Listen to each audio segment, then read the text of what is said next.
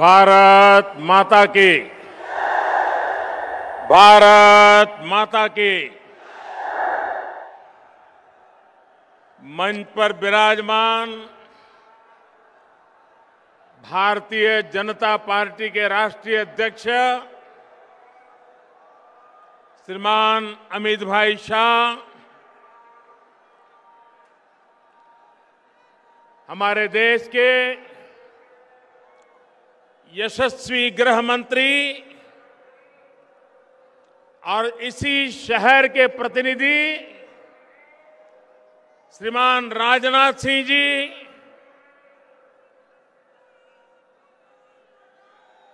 Uttar Pradesh Bharatiya Janata party के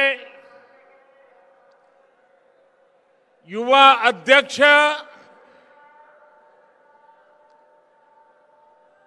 श्रीमान केशव जी मौर्य,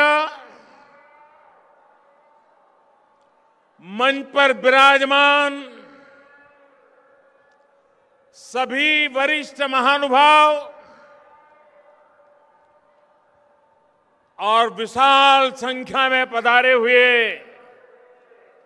मेरे प्यारे भाइयों और बहनों,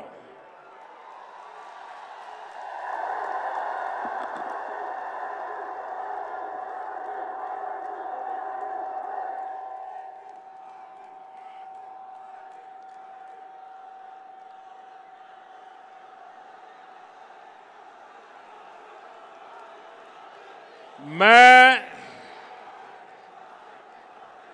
कई वर्षों से राजनीति में हूं। भारतीय जनता पार्टी में राष्ट्रीय स्तर पर संगठन का कार्य करने का सौभाग्य मिला। मुख्यमंत्री के नाते कार्य करने का अवसर मिला। 2.5 साल से प्रधान सेवक के रूप में आपकी सेवा करने का अवसर मिला। सैकड़ों रैलियों में संबोधन करने के जाने का अवसर भी मिला। लेकिन मेरे पूरे जीवन काल में इतनी बड़ी रैली संबोधन करने का मुझे सौभाग्य नहीं मिला।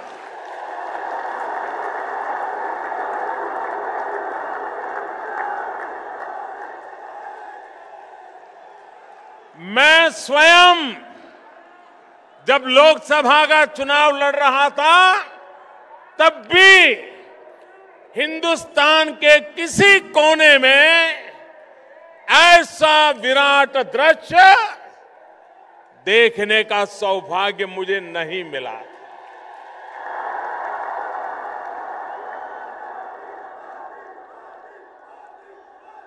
आज सुबह 10 बजे दिल्ली में मेरी एक मीटिंग चल रही थी, तो हमारे एक साथी ने मुझे मोबाइल फोन पर यहां लखनऊ के कुछ पत्रकारों ने जो ट्वीट किया होगा, वो ट्वीट दिखाया। उसमें सारे फोटो थे यहां की भीड़ के। तो मैंने ऑफिस के लोगों को बुलाया। मैंने कहा, भाई कहीं गलती तो नहीं हो रही है? ये 10 बजे इतनी भीड़ आ गई है, हमारी तो 2 मीटिंग बाकी है, निकलने का समय देर से है। जरा लखनऊ फोन करके पूछो कहीं हम तो लेट नहीं हो रहे हैं। 10 बजे से भाइयों बहनों, इतनी बड़ी तादाद में आप हमें आशीर्वाद देने के लिए आए। मैं आपका हृदय से अभिनंदन करता हूं, आपका आभार व्यक्त करता हूं।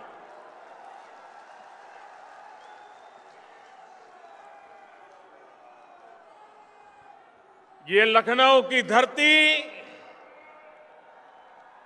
अटल बिहारी वाजपेयी जी की कर्मभूमि है।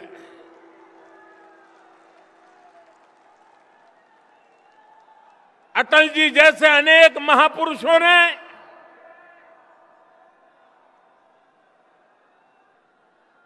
अपनी जवानी इस धरती पर खपाई, पसीना बहाया, रात दिन एक एक करके पूरे हिंदुस्तान में भारतीय जनता पार्टी का वटवृक्ष तैयार किया। अटल जी ने लखनऊ की भी भरपूर सेवा की। लखनऊ के प्रति उनका लगाव,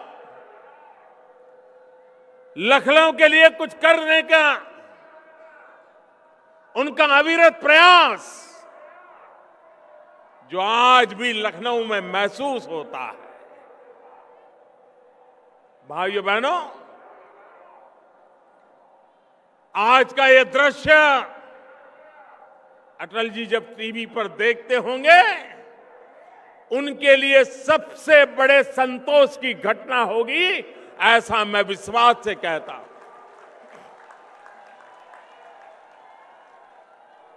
राजस्थान में गवर्नर के रूप में सेवा कर रहे इसी उत्तर प्रदेश के पूर्व मुख्यमंत्री श्रीमान कल्याण सिंह जी अगर आज जयपुर में ये टीवी पर नजारा देखते होंगे तो हम सबको वो वहां से आशीर्वाद देते होंगे। भाइयों बहनों, आपने कमाल कर दिया, आज कमाल कर दिया।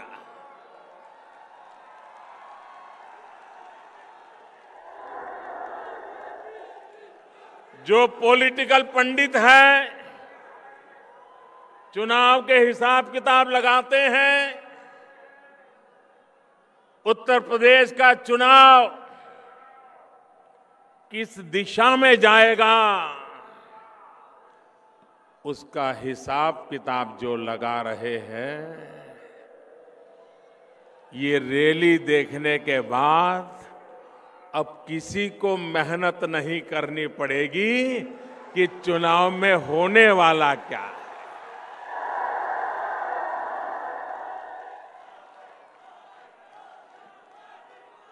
हवा का रुख साफ साफ नजर आ रहा है। भाइयों बहनों,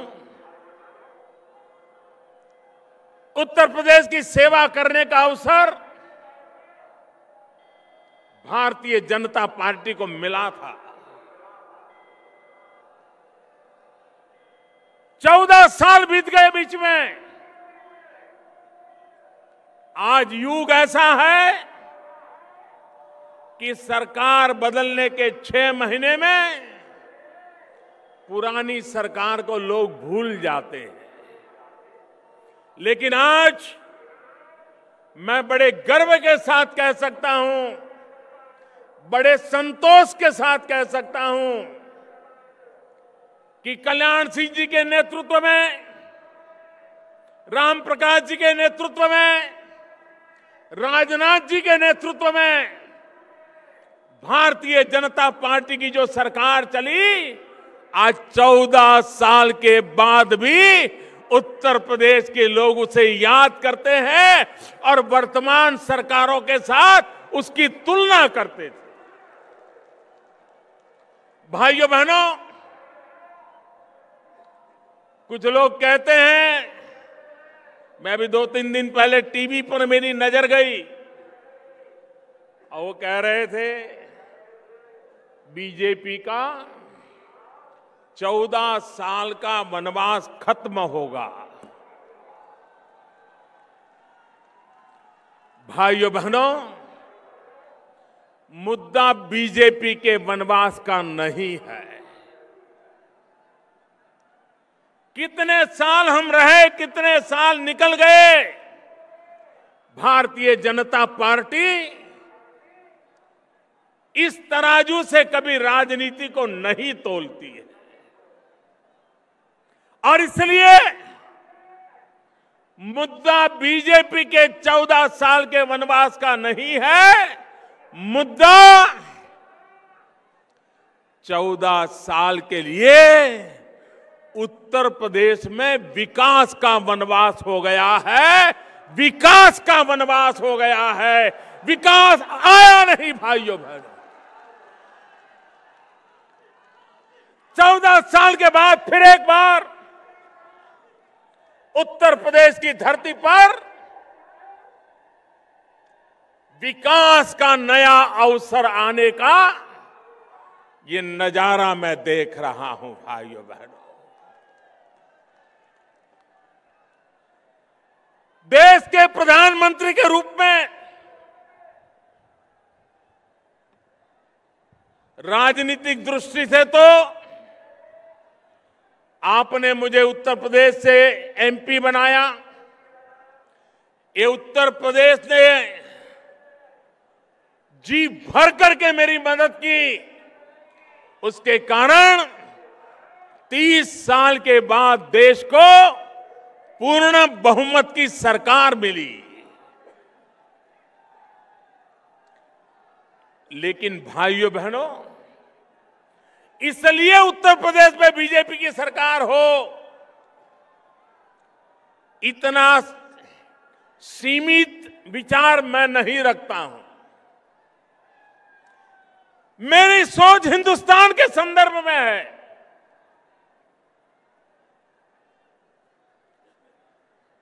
हम चाहते हैं हिंदुस्तान आगे बढ़े। हम चाहते हैं हिंदुस्तान से गरीबी मिटे। हम चाहते हैं हिंदुस्तान से निरक्षरता मिटे। हम चाहते हैं हिंदुस्तान से बीमारी मिटे। भाइयों बहनों, ये हिंदुस्तान का सपना तब तक पूरा नहीं होता जब तक उत्तर प्रदेश में से ये सारी कठिनाइयां दूर न हो। और इसलिए हिंदुस्तान का भाग्य बदलने के लिए पहली शर्त है कि हमें उत्तर प्रदेश का भाग्य बदलना पड़ेगा। और इसलिए भाइयों बहनों, भारत को आगे आगे बढ़ना है तो उत्तर प्रदेश का आगे बढ़ना बहुत आवश्यक है। भाइयों बहनों, उत्तर प्रदेश के लोग राजनीतिक दृष्टि से बहुत ही समझ रखने वाले लोग हैं। उनकी विवेक बुद्धि दूध का दूध और पानी का पानी भली भांति अलग करने का सामर्थ्य रखती है। भाइयों बहनों, किसी समय जरूरी रहा होगा जात पात के प्रभाव, किसी समय आवश्यक रहा होगा अपने पराये का खेल। ये सब आप देख चुके हैं। उत्तर प्रदेश की जनता ये सब कुछ सहन कर चुकी है। एक बार मेरे उत्तर प्रदेश के भाइयों बहनों, एक बार अपने पराये से ऊपर उठ करके, जात पात से ऊपर उठ करके सिर्फ और सिर्फ उत्तर प्रदेश के विकास के लिए चुनाव में वोट कीजिए। आप देखिए उत्तर प्रदेश बदलता है कि नहीं बदलता।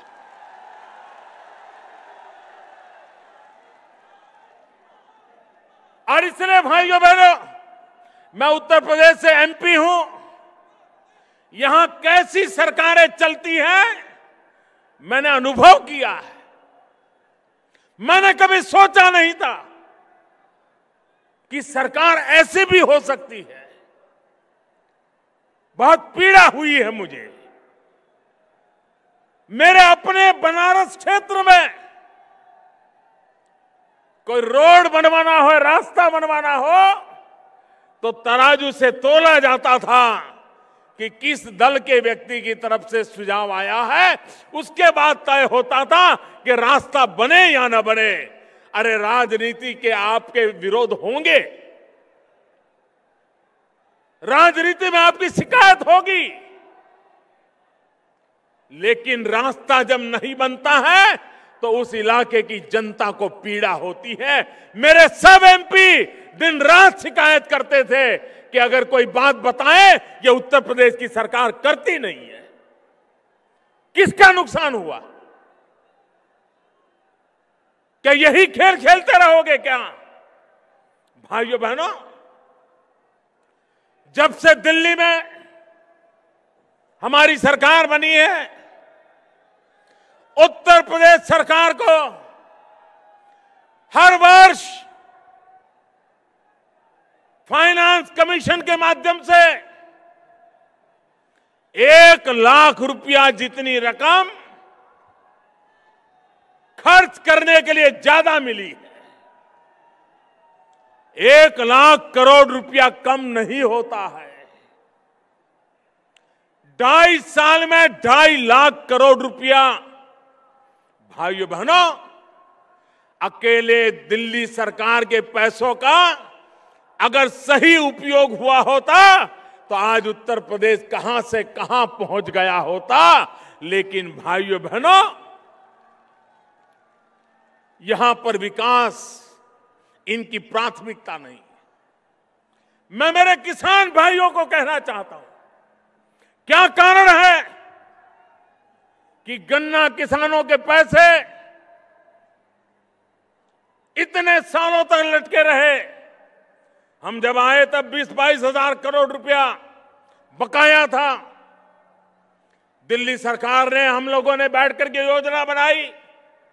परिणाम ये आया कि पुराने बकायों में बहुत एक मात्रा में हम किसानों को पैसा चुकता कर पाए। भाइयों बहनों, उत्तर प्रदेश की सरकार कोई जिम्मेवारी लेने को तैयार नहीं। हाथ ऊपर कर देना और उधर जाकर के किसानों को भड़काना। भाइयों बहनों, दो दलों के बीच में राजनीति हम समझ सकते हैं, लेकिन राज्य की जनता के साथ राजनीति नहीं होनी चाहिए। देश की जनता के साथ राजनीति नहीं होनी चाहिए। दलों की राजनीति दलों तक सीमित होनी चाहिए। लेकिन भाइयों बहनों, विकास के आड़े भी जब राजनीति आती है, अपने पराये का भाव आता है, तो विकास रुक जाता है और जनता पिछड़ती चली जाती है। और इसलिए भाइयों बहनों, आप मुझे बताइए, हमारा किसान इतनी मेहनत करे, धान की पैदावार करे, दिन रात लगा रहे, लेकिन जब बाजार में धान आए, दिल्ली सरकार मिनिमम सपोर्ट प्राइस तय करे, राज्य सरकार को कहे कि आप धान की खरीदी कीजिए, भारत सरकार अपनी जिम्मेवारी उठाएगी। आज मुझे दुख के साथ कहना है, मेरे किसान भाइयों बहनों, भारत सरकार से पूरी मदद मिलने के बावजूद भी ये उत्तर प्रदेश की सरकार को किसानों के धान की खरीदी की फुर्सत नहीं है। हमने इस बार पल्सिस में, दाल में सरकार की तरफ से बहुत मदद की, ताकि हमारा किसान इतनी बड़ी मात्रा में दाल की पैदावार करे, ताकि विदेशों से दाल लानी ना पड़े, गरीब को दाल महंगी ना पड़े।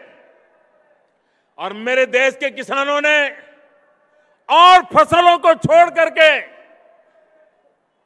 दिल्ली सरकार के कहने पर दाल की बुआई की, दाल की पैदावार हुई, लेकिन ये उत्तर प्रदेश की सरकार है, उसे भी खरीदने को तैयार नहीं है। भाइयों बहनों, किसानों की ये हालत हमें मंजूर नहीं है। ये स्थिति बदलनी चाहिए और स्थिति बदलने के लिए परिवर्तन आवश्यक है। और इसीलिए ये परिवर्तन यात्रा लेकर के पूरा उत्तर प्रदेश एक संकल्प के साथ निकल पड़ा है। भाइयों बहनों, आप मुझे बताइए, इस देश से भ्रष्टाचार खत्म होना चाहिए कि नहीं होना चाहिए? पूरी ताकत से बताइए, भ्रष्टाचार खत्म होना चाहिए कि नहीं होना चाहिए? भ्रष्टाचार के खिलाफ लड़ाई लड़नी चाहिए कि नहीं लड़नी चाहिए? काला धन जाना चाहिए कि नहीं जाना चाहिए? काला धन खत्म होना चाहिए कि नहीं होना चाहिए? अब देखिए, देश देख रहा है। हम कहते हैं भ्रष्टाचार के खिलाफ लड़ाई लड़ने की बात, काले धन के खिलाफ लड़ाई लड़ने की बात, और आपने पिछले दिनों लगातार सुना होगा, देखा होगा, सारे इकट्ठे हो जाते हैं एक बात पर। आपने कभी सपा बसपा को एक साथ देखा है? अगर सूरज निकलता है, अगर सपा वाला बोलेगा कि सूरज निकला है, तो बसपा वाला बोलेगा नहीं, सूरज ढल रहा है। इतना दोनों के बीच में झगड़ा है कि नहीं है? विरोध है कि नहीं है? इतने सालों के बाद एक मुद्दे पर दोनों इकट्ठे हो गए। दोनों इकट्ठे हो गए, दोनों मिलकर के कह रहे हैं कि मोदी को बदलो, मोदी को हटाओ। मोदी कह रहा है नोट बदलो, काला धन हटाओ। निर्णय आपको करना है, निर्णय आपको करना है भाइयों बहनों। हाँ, वो कहते हैं मोदी हटाओ, मैं कहता हूं काला धन हटाओ। वो कहते हैं मोदी हटाओ, मैं कहता हूं भ्रष्टाचार हटाओ। देश की जनता को तय करना है कि हमें क्या करना है।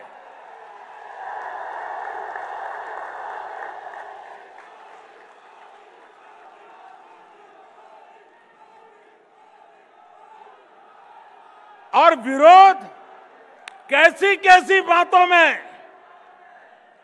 भाइयों बहनों, क्या राजनीति इतनी नीचे गई है? हमें तो आज इस पार्क में आकर के भीमराव अंबेडकर को प्रणाम करना, रमाबाई को प्रणाम करना, हमें गर्व महसूस होता है। लेकिन भाइयों बहनों, अभी 2-3 दिन पहले हमने एक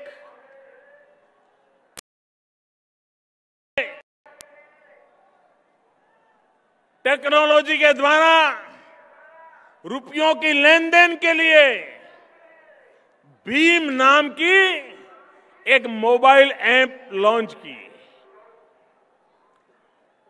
भीम नाम इसलिए रखा क्योंकि हिंदुस्तान में बाबा साहब आंबेडकर ने आर्थिक चिंतन में महारत हासिल की हुई थी। आज जो रिजर्व बैंक चल रहा है, उसके प्रणेता कभी बाबा साहब आंबेडकर रहे थे। रुपया क्या होता है, उस पर आज से करीब करीब 100 साल से भी ज्यादा समय पहले, 80 साल पहले बाबा साहब आंबेडकर ने एक विस्तृत निबंध लिखा था। इतने लंबे समय पहले जिस महापुरुष को हिंदुस्तान के रुपये का ताकत का पता था, बैंकिंग व्यवस्था का पता था, आर्थिक कारोबार का पता था, क्या हिंदुस्तान के भविष्य का आर्थिक कारोबार उस भीम के नाम से चले तो किसी के पेट में चूहे क्यों दौड़ रहे हैं, मुझे समझ नहीं आ रही। मैं चाहूंगा हम गांव गांव घर घर जाकर के लोगों को समझाएं, जिसके भी हाथ में मोबाइल फोन हो भीम ऐप को डाउनलोड करे और भीम को याद करते हुए हर घर में भीम का स्मरण हो। ये करके दिखाएं हम। भीमराव आंबेडकर को इससे बड़ी कोई श्रद्धांजलि नहीं हो सकती है। भाइयों बहनों, एक तरफ उत्तर प्रदेश की जनता परिवर्तन के लिए कृत संकल्प है, फैसला कर चुकी है और परिवर्तन निश्चित है। भाइयों बहनों, कुछ दल ऐसे हैं जिनका उत्तर प्रदेश में अता पता ही नहीं है। एक दल ऐसा है जो अपने बेटे को प्रस्थापित करने के लिए पिछले 15 साल से कोशिश कर रहा है, लेकिन अभी तक कहीं दाल गलती नजर नहीं आ रही। दूसरा दल ऐसा है, वो इस चिंता में है कि पैसे कहां रखे, वो पैसे बचाने में लगे हैं। दूर दूर की बैंक खोज रहे हैं, जिन बैंकों में पैसे जमा करके निकल जाए, बच जाए। तो एक दल पूरी तरह पैसों को बचाने में लगा हुआ है और तीसरा दल है जो पूरी ताकत परिवार का क्या होगा उसमें लगे हुए हैं। अब उत्तर प्रदेश की जनता को तय करना है कि पैसे के लिए, पैसों को बचाने के लिए पूरी पार्टी जहां लगी हुई है, वो उत्तर प्रदेश को बचा पाएंगे क्या? जो पूरी पार्टी परिवार के उसमें लपट गई है, क्या वो उत्तर प्रदेश को बचा पाएंगे क्या? भाइयों बहनों, आज एक तरफ पैसे बचाने वाली पार्टी, एक तरफ परिवार में उलझी पार्टी, एकमात्र पार्टी भारतीय जनता पार्टी है जो उत्तर प्रदेश को बचाने के लिए आई है। किसी को पैसे बचाने हैं, किसी को परिवार कब्जे करना है, हम ही हैं जिन्हें सिर्फ और सिर्फ उत्तर प्रदेश बचाना है। और इसलिए मैं उत्तर प्रदेश वासियों को कहने आया हूं, कि इस परिवर्तन और आधा अधूरा मत करना। भारी बहुमत से आप भारतीय जनता पार्टी को विजयी बनाइए। आप मुझे बताइए भाइयों, आज देश में सरकार खुद निर्णय कर पाती है कि नहीं कर पाती है? आज इस देश का ऐसा प्रधानमंत्री है, 30 साल के बाद देश को ऐसी सरकार मिली है जिसका हाईकमांड सिर्फ और सिर्फ हिंदुस्तान के 125 करोड़ नागरिक है, दूसरा उसका कोई हाईकमांड नहीं है। किसी के घर जाकर के उसको सर झुकाना नहीं पड़ रहा है। 125 करोड़ देशवासी यही उसके मालिक है, वही उससे जवाब मांग सकते हैं। पहली बार देश को 30 साल के बाद ऐसी सरकार मिली है और उसका कारण आपने पूर्ण बहुमत से सरकार बनाई। उत्तर प्रदेश में भी आधा अधूरा कुछ मत करना, भारी बहुमत के साथ उत्तर प्रदेश में सरकार बनाना, ताकि उत्तर प्रदेश के भाग्य को बदलने के लिए कोई रुकावट ना आए। दिल्ली की ताकत पूरी तरह आपके साथ आए। उत्तर प्रदेश की ताकत जुड़ जाए, देखते ही देखते उत्तर प्रदेश बदल जाए। और इसलिए भाइयों बहनों, मैं आपसे आग्रह करने आया, आप मुझे बताइए, उत्तर प्रदेश में सज्जन नागरिक, ईमानदार नागरिक, सिर्फ अपनी छोटे से परिवार को अच्छे ढंग से गुजारा करने वाला नागरिक,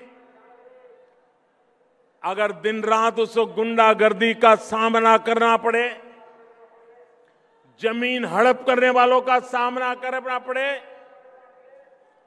अपनी मोटरसाइकिल को उठा ले, बोल न पाए, अपनी बेटियों को शाम के समय घर लौटाने के लिए मां बाप को चिंता करनी पड़े, क्या ये उत्तर प्रदेश हमें मंजूर है? क्या ये गुंडागिर्दी खत्म होनी चाहिए कि नहीं होनी चाहिए?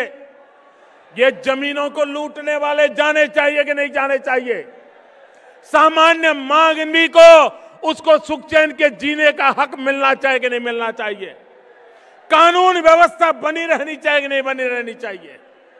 भाइयों बहनों, भारतीय जनता पार्टी ने उत्तर प्रदेश की धरती पर जब सरकारें थी, ये करके दिखाया है। और मैं आपको भरोसा देता हूं, हमें अवसर दीजिए, हम इस गुंडागिर्दी को खत्म करके रहेंगे।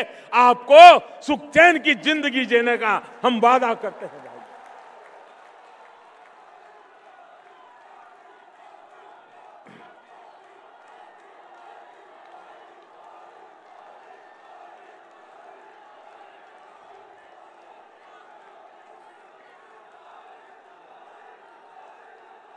अभी 2 दिन पहले नववर्ष प्रारंभ होने से पहले मैंने दूरदर्शन के माध्यम से देशवासियों को संबोधित किया था। जो भी धन जमा हुआ है, मैंने पहले ही कहा था, ये सरकार गरीबों को समर्पित है।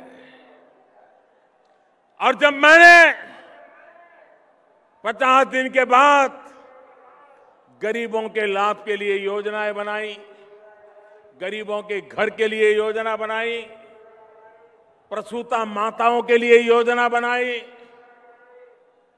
गांव के विकास के लिए योजना बनाई, छोटे छोटे कारोबारियों का कारोबार अच्छा चले उसके लिए मदद की योजना बनाई। कुछ लोगों को इससे भी तकलीफ हुई, मोदी पैसा ले ले तो भी वो परेशान, और मोदी गरीबों को पैसे दे दे तो भी परेशान। इनकी परेशानी भाइयों बहनों इस बात की है कि इनकी कुर्सियां हिल रही हैं, कुर्सियां हिल रही है, इसलिए इनको परेशानी हो रही। ये इररिलेवेंट हो गए। हिंदुस्तान की राजनीति में ये विरोधवाद करते करते इररिलेवेंट हो गए हैं, और इसलिए वो अपनी जमीन खोज रहे हैं, और इसलिए विरोध का रास्ता अपनाने जा रहे हैं। भाइयों बहनों, देश भली भांति इनको पहचान गया है। देश कभी भी ऐसे लोगों को माफ करने वाला नहीं है। और मैं देशवासियों को कहना चाहता हूं, भ्रष्टाचार, काले धन के खिलाफ ये लड़ाई कभी रुकने वाली नहीं है। हम जड़ मूल से उसको उखाड़ करके रहने वाले हैं। ये गरीबों को लूटा गया है, ये गरीबों को लौटाने के लिए हमने ये बीड़ा उठाया है। ये मध्यम वर्ग के लोगों का शोषण किया है, उस शोषण को रोकने के लिए हमने इतनी बड़ी लड़ाई को छेड़ा है। और इसलिए भाइयों बहनों, हमें उत्तर प्रदेश में भी आशीर्वाद चाहिए, आपके आशीर्वाद चाहिए। और आपके आशीर्वाद 2017 का ये नया वर्ष, और मुझे 2017 का मेरा पहला कार्यक्रम सार्वजनिक रूप में मेरे उत्तर प्रदेश में आकर के उत्तर प्रदेश वासियों के आशीर्वाद के साथ आगे बढ़ने का अवसर दे रहा है। इससे बड़ा मेरा सौभाग्य क्या हो सकता है। और इसलिए भाइयों बहनों, मैं एक बात और कहना चाहूंगा। विशेषकर भारतीय जनता पार्टी के कार्यकर्ताओं को कहना चाहूंगा, और दलों के लिए ये चुनाव होगा, और दलों के लिए सत्ता हथियाने का प्रयास होगा, और दलों के लिए कौन एमएलए बने, कौन मंत्री बने, कौन मुख्यमंत्री बने, इसका खेल होगा। भारतीय जनता पार्टी के लिए ये चुनाव सिर्फ हार जीत का मसला नहीं है। भारतीय जनता पार्टी के लिए 2017 का उत्तर प्रदेश का चुनाव एक जिम्मेवारी का काम है, जिम्मेवारी का काम। हमारे ऊपर जिम्मेवारी आने वाली है। हमें अपने आप को जिम्मेवारी निभाने के लिए योग्य बना करके आगे बढ़ना है, और इसलिए बहुत बड़ी जिम्मेवारी, और उत्तर प्रदेश की जिम्मेवारी सिर्फ उत्तर प्रदेश से नहीं, उत्तर प्रदेश का प्रभाव पूरे हिंदुस्तान पे होता है। एक प्रकार से हिंदुस्तान को बदलने की नींव ये उत्तर प्रदेश में पड़ी हुई है। उस जिम्मेवारी का चुनाव है, और इसलिए इसे हार जीत का चुनाव मत बनने देना, उसे जिम्मेवारी का चुनाव बनाना।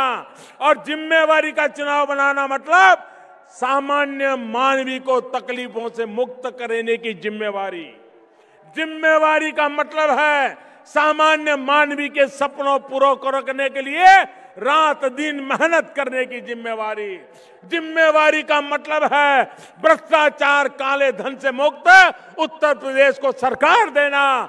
जिम्मेवारी का मतलब है सबके साथ समान व्यवहार, सबका साथ सबका विकास, इस मंत्र को कभी छोड़ना नहीं। हर किसी का भला हो, जो हमारे साथ होंगे उनका भी भला हो, जो हमारे साथ नहीं होंगे उनका भी भला हो, जो हमारे सामने होंगे उनका भी भला हो। सबका साथ सबका विकास, इसी मंत्र को हमने जिम्मेवारी के साथ निभाना है। और इसलिए ये चुनाव भारतीय जनता पार्टी के लिए जिम्मेवारी का चुनाव है, भारतीय जनता पार्टी के लिए दायित्व का चुनाव है, भारतीय जनता पार्टी के लिए कुछ कर दिखाने का चुनाव है, भारतीय जनता पार्टी के लिए परिवर्तन सच्चे अर्थ में लाने का चुनाव है। आप उसे परिपूर्ण करोगे, इसी विश्वास के साथ दोनों मुट्ठी बंद करके पूरी ताकत से मेरे साथ बोलिए, भारत माता की, भारत माता की, भारत माता की।